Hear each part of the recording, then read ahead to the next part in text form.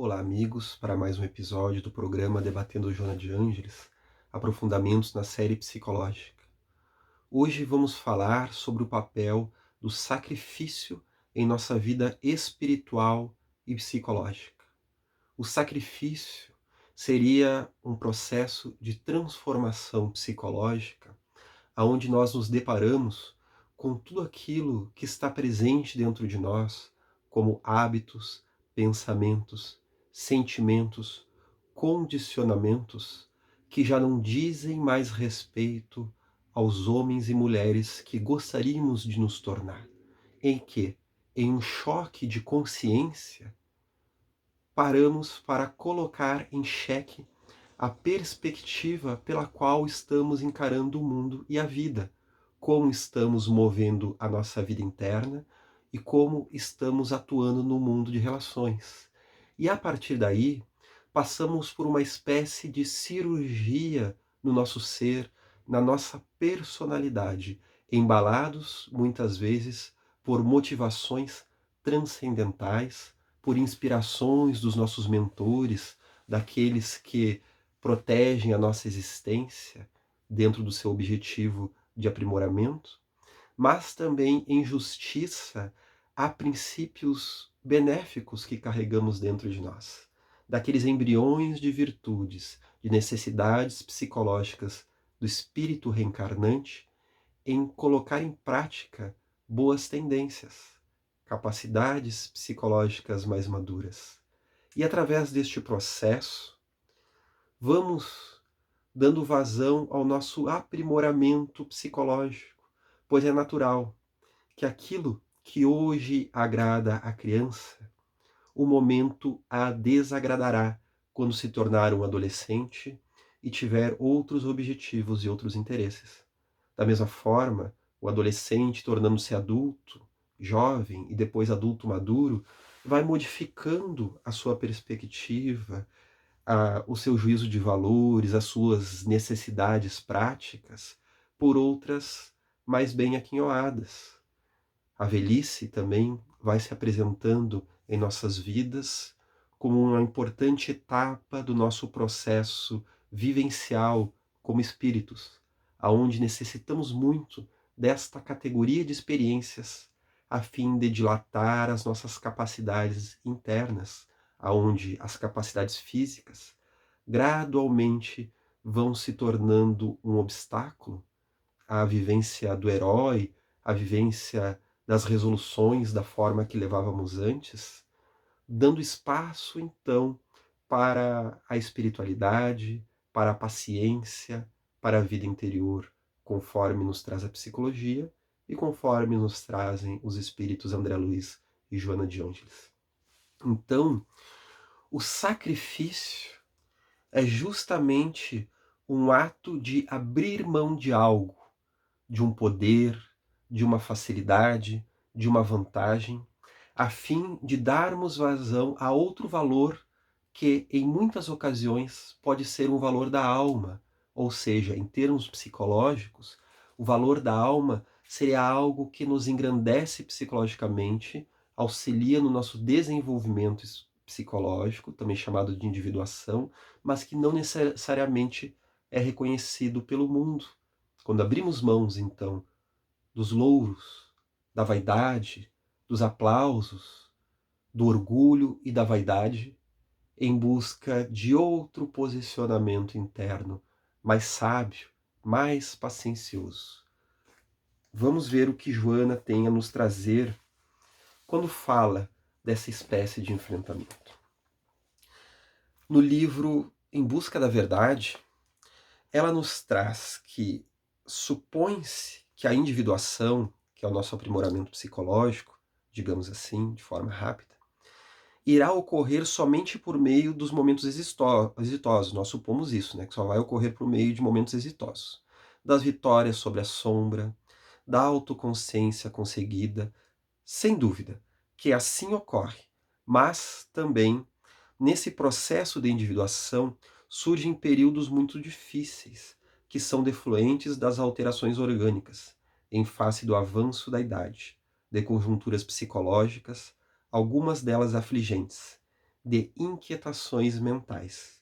No entanto, instrumentos hábeis para o amadurecimento interior, para a visão correta em torno da existência, para o trabalho de autoburilamento. Vejamos bem a importância dos momentos difíceis, que podemos traduzir aqui também como momentos sacrificiais, momentos de paciência, momentos de esforço, que nos dão a oportunidade de fazer uma concentração, um movimento de atenção e de esforço do nosso eu.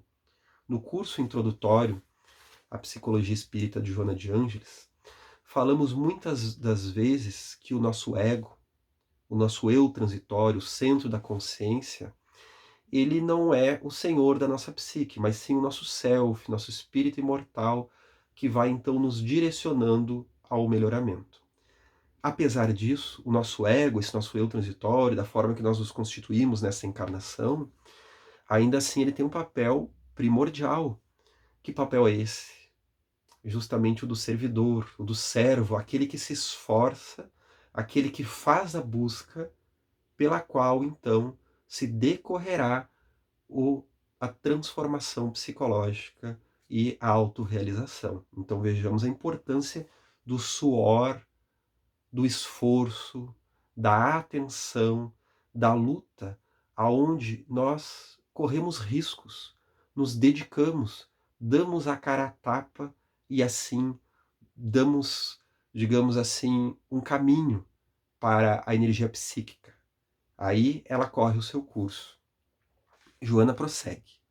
A individuação não é uma conquista fácil, tranquila, mas resultante de esforços contínuos, devendo passar, às vezes, por fases de sacrifícios e de renúncias. Ninguém consegue uma vida de bem-estar sem o imposto exigido em forma de contínuas doações de dor e de coragem, enfrentando todas as situações, com estoicismo, sem queixas, porque, à semelhança de quem galga uma elevação, à medida que se esforça para consegui-lo, beneficia-se do ar puro, do melhor oxigênio. Vejamos bem o simbolismo que ela usa. Ela fala então dos sacrifícios e da renúncia, sem o qual ninguém consegue uma vida de bem-estar, né?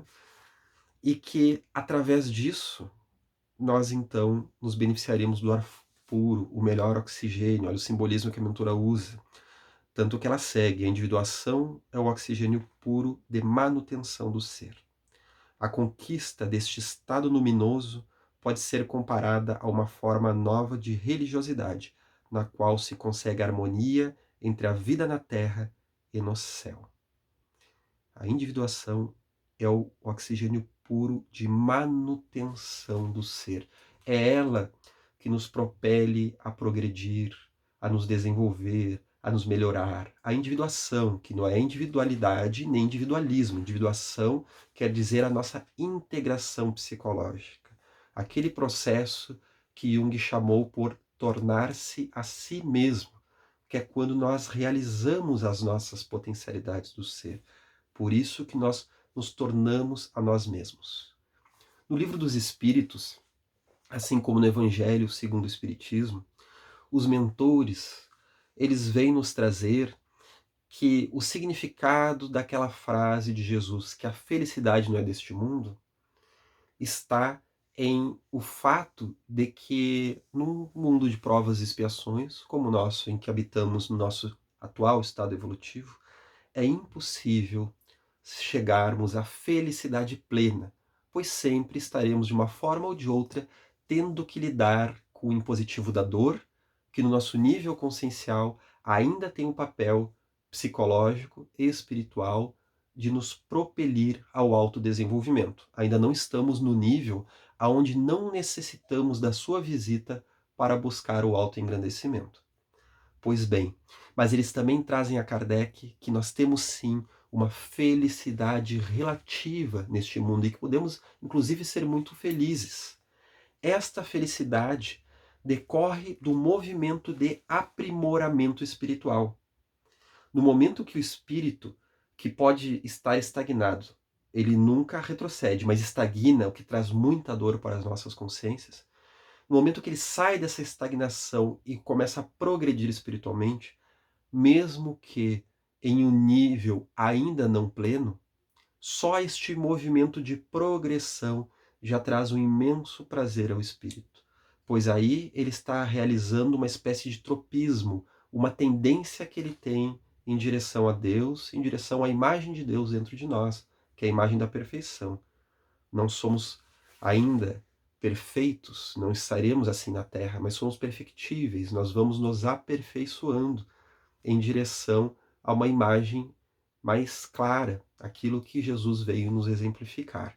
Então isso nos traz uma plenitude, nos traz um sentimento de felicidade. E muitas vezes é nos momentos felizes de utilização das nossas potencialidades, que assim nós nos sentimos, e outras tantas é no momento dolorido de um sacrifício, mas não aqui o sacrifício neurótico, não aqui o auto-boicote, não uma espécie de masoquismo, de fazer mal a nós mesmos, mas aquele sacrifício dotado de um sentido, de um significado.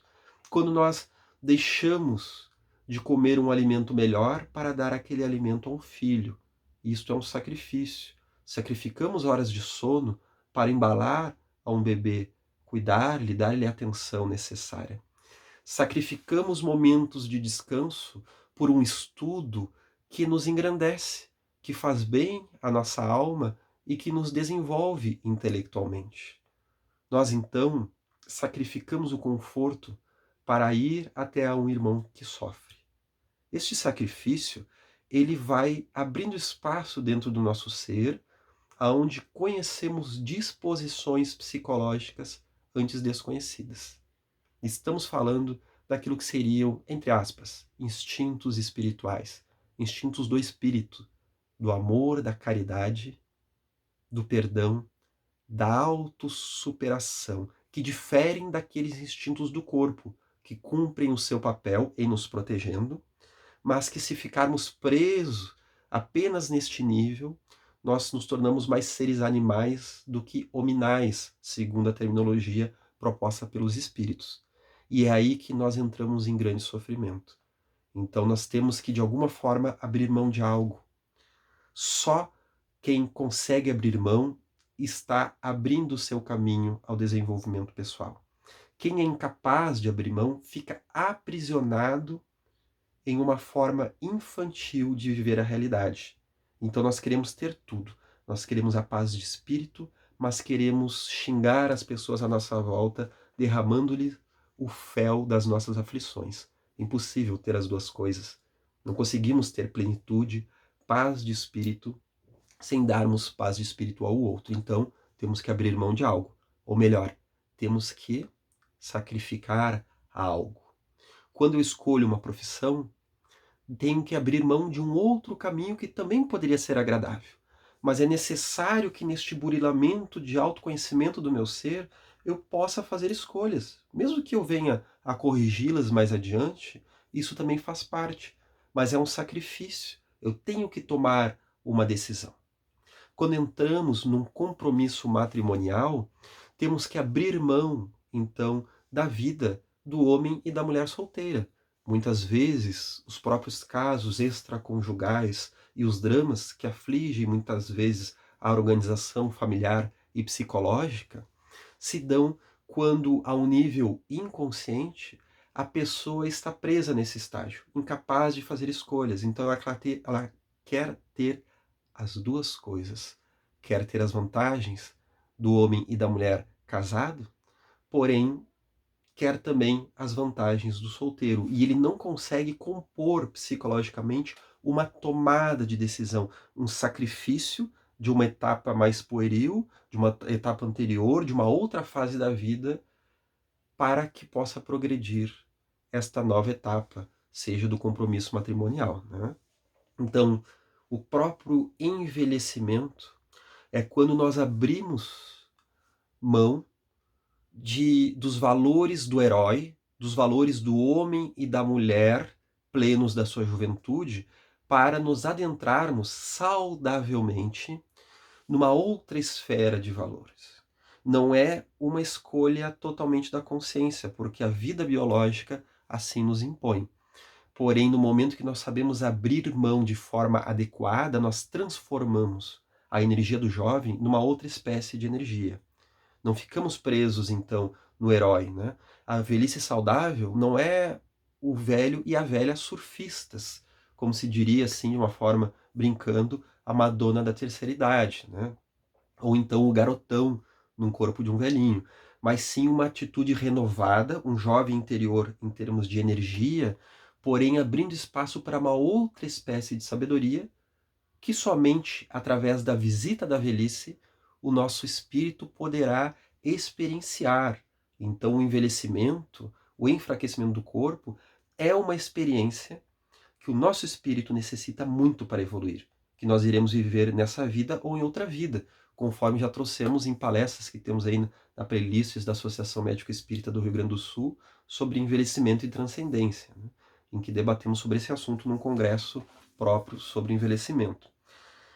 Vejamos aqui que Joana então nos traz um pouco mais adiante, que o ocidental acostumou-se com os limites da emoção e adaptou-se aos prazeres da sensação de tal modo que tudo aquilo que o convida à inversão desse comportamento parece-lhe de difícil aplicação e, por tal razão, evita viver a proposta de olhar para si mesmo, para dentro, de auto-penetrar-se para descobrir os incomparáveis tesouros de alegria íntima, da vivência elevada, sem cansaço, sem ansiedades nem expectativas.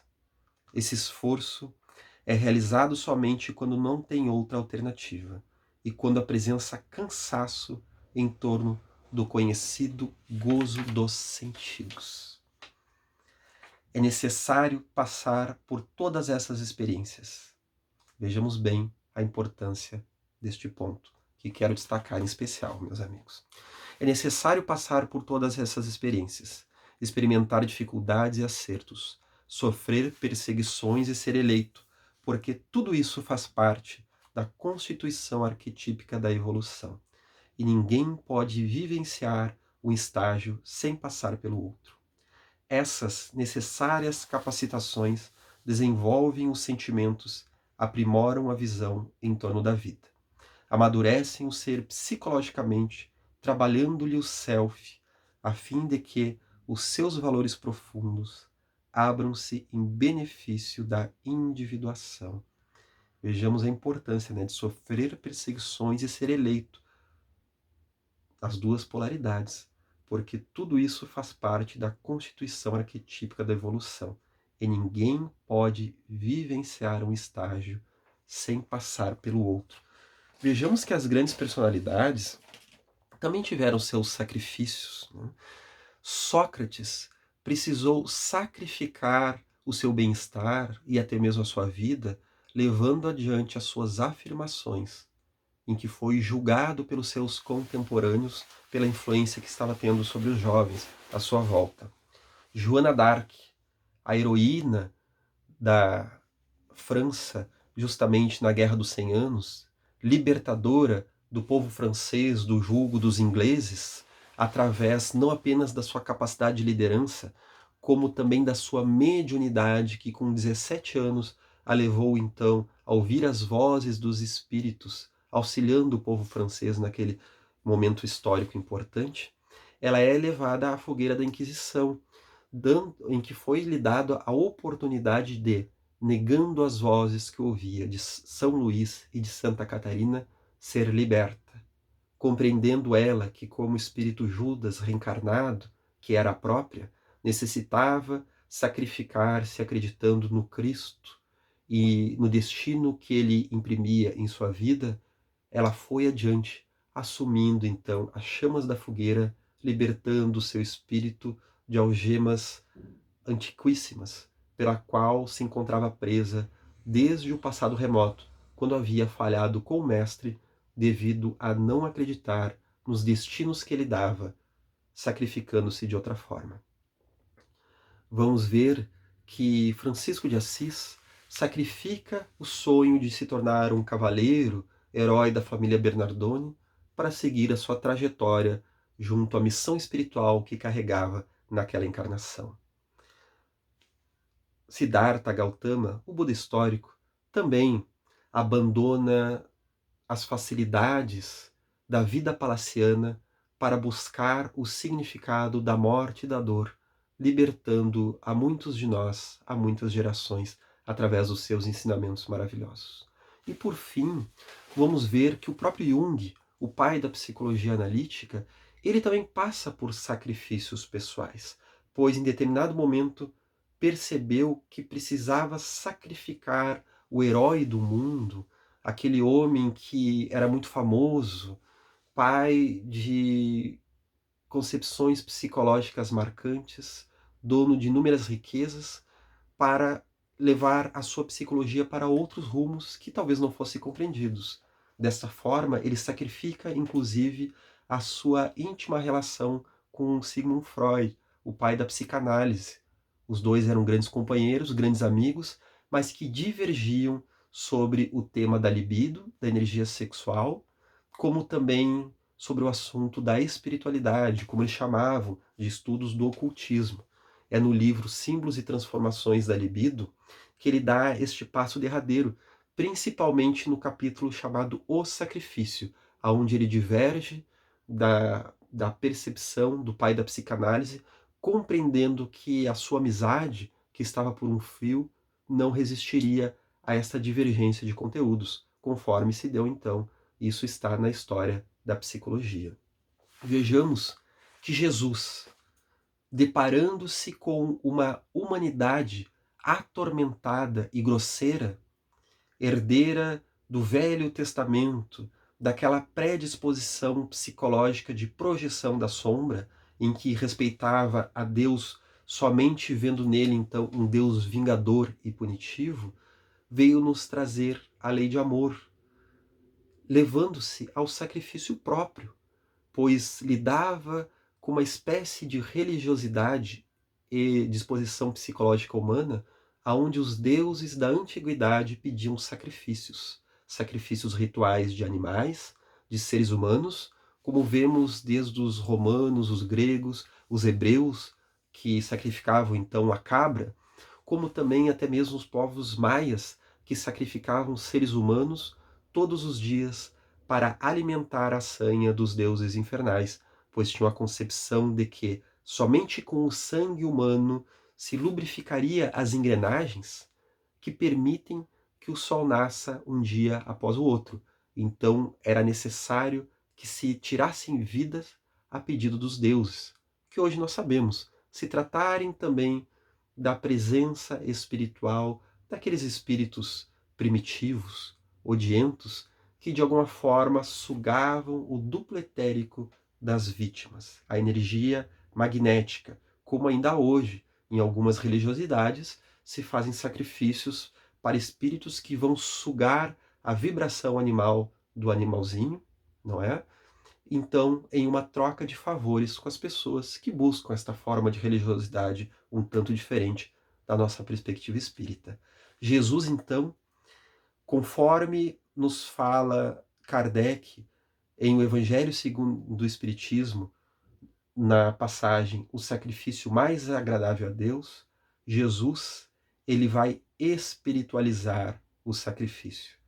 Justamente no momento em que, ao invés dele combater seus possíveis adversários, ao invés de vingar-se daqueles que lhe perseguiam, ele se entrega em sacrifício pela humanidade, mostrando-se que seria melhor até mesmo vir a sofrer a perseguição dolorosa do que tornar-se um perseguidor, já compreendendo a lei de ação e reação e da reencarnação, onde perseguidores são aqueles que, em jus do seu aprimoramento espiritual, através da lei biológica da reencarnação, de forma planejada ou compulsiva, viriam depois em novas existências a ter de expiar o mal que ali estavam iniciando, quando se tornavam perseguidores. E que o perseguido, muitas das vezes, é aquele espírito que finalmente dá um passo importante, vindo a libertar-se de uma agressão de um desvio da lei divina que criou em uma encarnação passada.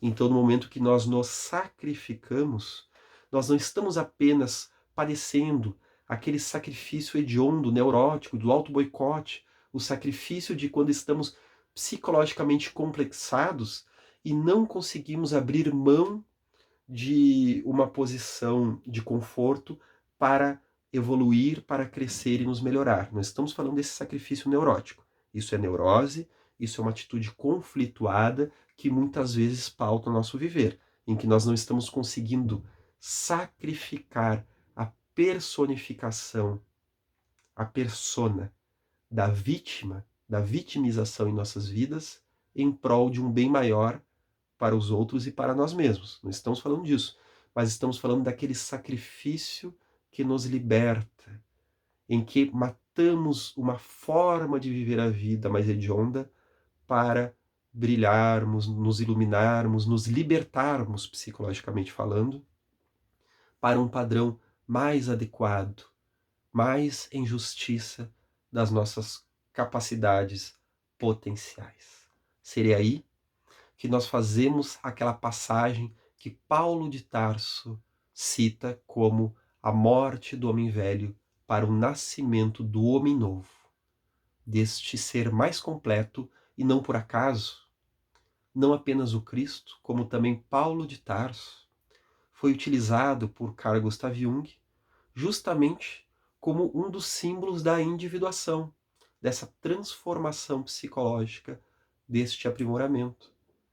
Paulo, quando deixou de ser Saulo de Tarso, ele abriu mão do senhor da lei, aquele orador fabuloso e famoso que estava levando a cabo o que ele acreditava fazer ao fim do cristianismo, não é? Para então passar por perseguições, passar pela incompreensão dos seus irmãos, desde os poderosos até muitas vezes os populares que lhe apedrejavam, mas dando espaço a este passo psicológico importante.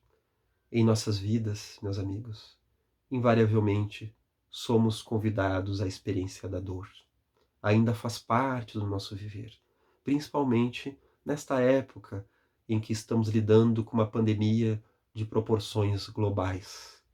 Vamos, meus irmãos, aproveitar esta importante experiência reencarnatória da porta estreita para sacrificar ainda aqueles elementos vexatórios que constituem a nossa personalidade.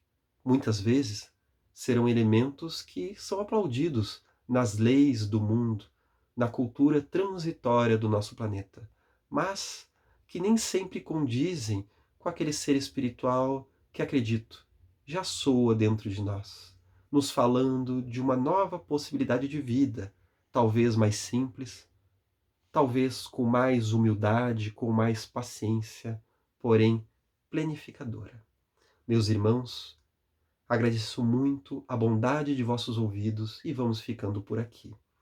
Vamos deixar as sugestões de alguns vídeos, pois sempre nesses 20 segundos finais dos nossos episódios aparecem aqui aos cantos outros episódios para que vocês venham assistir, né? As nossas playlists da Amergs, de Joana de Ângeles, André Luiz e congressos realizados, como também vamos deixar o convite para que envie as suas perguntas. Deixem aqui nos comentários, escrevam ali, pergunta Joana, tudo junto, e deixem então perguntas sobre a obra da mentora, sobre a série psicológica, sobre as relações que fazem entre psicologia e espiritismo. Até mais.